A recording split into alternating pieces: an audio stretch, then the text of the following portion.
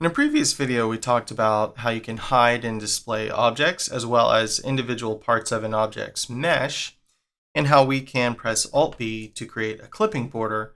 So I'll press Alt-B to undo that. However, there's one method of hiding and displaying things that we did not discuss, and that is layers. There's a lot of really incredible things we can do with layers, so I wanted to devote an entire video to it. So first of all, notice that in the top left corner of our little layers area here, that the top left layer is pressed in. Basically, it's active, it's selected, it's turned on. And so this is our default main layer. Notice too that there's a little yellow dot in it. And the yellow dot means A, there's at least one object in that layer, and B, that the active object is in that layer. And when we say active object, we just mean the last selected object. What was the last thing clicked on, basically? And so that would be this cube. So if a layer is empty, it has nothing in it. But if it has a little gray dot, that means there's at least one object in that layer. So I could click over on this empty layer here, and notice that everything goes away. So our camera, our lamp, our cube, everything, because all of that stuff is over in this first layer. So if I were to press Shift A and say add a monkey Suzanne head here, so I could click on any one of these layers, like say over here, press Shift A, add a torus, maybe move that over there. Click on some random layer over here, press Shift A, add a cone, maybe put that over there. And so now our layers are kind of littered with objects. So I could click back on the first layer where we have our camera, our scene light, and cube, etc. And so notice that the yellow dot is over there because that was our last selected object when we created that cone. But if I come back here, click on this cube, notice that the active object is now in this layer. So we can display multiple layers at a time by just holding Shift and then clicking on the layers. And so I've held Shift and clicked on all the layers with stuff in it. If all of those are displayed, then we can treat all these objects as though they are in the same layer for a time. But this gives us a really powerful way to build up really complex scenes with, say you had a city with a bunch of buildings. You could have like all the buildings on one layer, all the streets on another layer, all the people or whatever on another layer, and be able to view them all as a whole really quickly, but then just focus in on individual aspects of what you were working on like this. So this is a really great way to manage dealing with big files or big complicated scenes. So we can also easily move objects to different layers. So say for instance, I've got this Suzanne head here in this second layer, but I wanted to move it over to the first. All I would do is click on the second layer here, select the Suzanne head, and then press M. And then we just click the layer that we want to move the object to. So if we wanted to move to this first layer, we click that. Now when we click back here, we see that Suzanne head is in this first layer. If I click over to this torus layer here and I select this torus and hold Alt and tap my middle mouse button, which will zoom in on whatever I have selected, you may have noticed that these objects are all black. And the reason for that is that there are no lamps in these layers. The only lamp is in the first layer. So if I click over to this layer here, we have this cone. Notice here as well that this is black. So we haven't gone over lamps much. Pretty much they're necessary to be able to see your objects when you're rendering or you are in a material or texture viewport shading. So right now we're in solid, but if we were to switch this over to material, then it looks black because there's nothing lighting these objects. There's no lamps here. So when I said that the only lamp was in this first layer, that's not entirely true. If we click back on this first layer, first of all, notice that we can now see things down here in the camera view, which uses material viewport shading. Actually, what is set up in your default Blender scene, if you have Sensei Format installed, is this scene light will show up in both this first layer and this second layer. So if I were to click File and New here, Reload Startup File, you'll notice that your default file in these layers here, this bottom layer here, appears to have an object in it. It doesn't actually have an object in it. The point of this layer here is so you can sort of store kind of like a temporary library of items and still be able to see them with the lamp on, and say if you needed to paint or work with materials and such. The way this is accomplished, actually, if I click back on the first layer and click on the scene light here, Under my object properties, so here's as we talked about in the object structure video, there is the data block, which gives us specific control over what the core item really is. So this item is a lamp.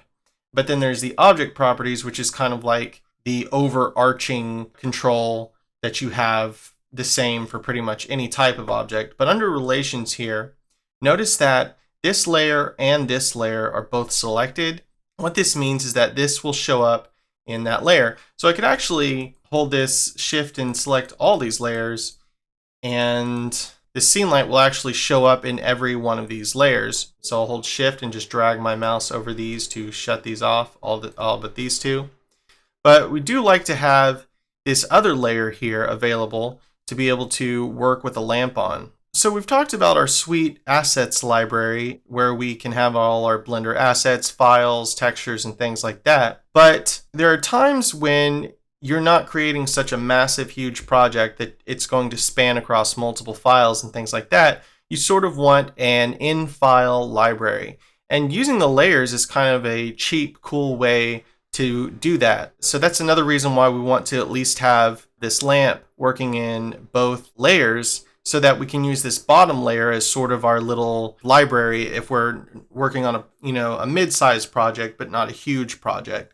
And I'll show you what I mean. With this bottom layer here selected, what I'm going to do is go into my examples folder and then click my expand library button. And if you haven't already downloaded these files, you can go ahead and get them at blendersensei.com/store, and they're just free video example files. What I'm going to do is append 3 different sets of objects here. So I'll click on my draw mesh monkey bust there and click append there. And I will drag my 3D cursor over here because whatever I append is going to go to where that cursor is. And I'll click on my object from selection file and click append there. And I'll right click over here and select the subsurf modeling.blend we did in the subsurface modeling video and click append there. Okay, so I'm going to now click this button to close up my library. So I have these 3 set of objects. Notice, first of all, that we are in the second layer, but we're able to actually see these, which is good because, as mentioned, this scene light will show up in both this layer and that layer. So we could kind of think of this bottom layer as kind of our little library. With that in mind, what we could do when we needed to get something, like say we wanted to add this plate and mug to our main scene, we could press D to duplicate these, and then I could just press M to move them and then click on my first layer, and now they're moved. And then I click back on the first layer, and now I have access to these objects here. So I could press G to grab, middle mouse to constrain, S to scale.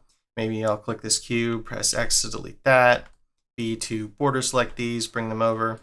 So say I was going to make a little kind of scene here. Say I wanted to make a little dinner scene. I could scale those down a bit and press T to bring up my tool shelf. And so say I was going to make a little dinner table here. First I would want to figure out how can I mirror this in the way I want. So I could just start pressing these mirror buttons until I see this doing what I want. And I say, oh, X, that's the way I want it to do. So I'll cock my little cloning gun here and then press X. And that will mirror that. Press G to grab and bring that out. So then I could right mouse click up here to bring my cursor to that plate and then press Shift A, mesh, add a plane, S to scale, S to scale again, middle mouse to constrain, so it'll go long ways. So I've got kind of like a little table here. Maybe press tab to go into edit mode, E to extrude, G to grab, middle mouse to constrain like this. And press 1 to go into front view, make sure this is aligned, okay. And I think maybe add some beveling to this table, so I'd press my bevel button and click over to my modifiers tab because I think I would want to make this width a little tighter by decreasing this width value. And so I could press tab to go into edit mode and then select this bottom face here, press Shift D, which will create an object from the selection, press S to scale that, E to extrude, and so now I've got kind of this little table here.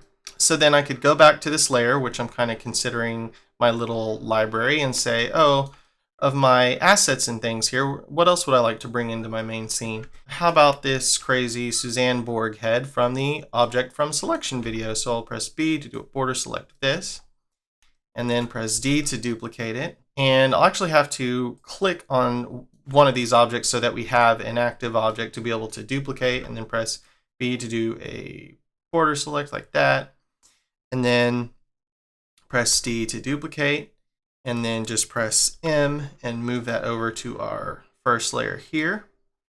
All right, I think I need actually maybe a floor here, so I'm going to press Shift C to bring my 3D cursor to the ground. Press Shift A and under Mesh add a plane, S to scale that up like this, and we'll maybe scale that a bit bigger.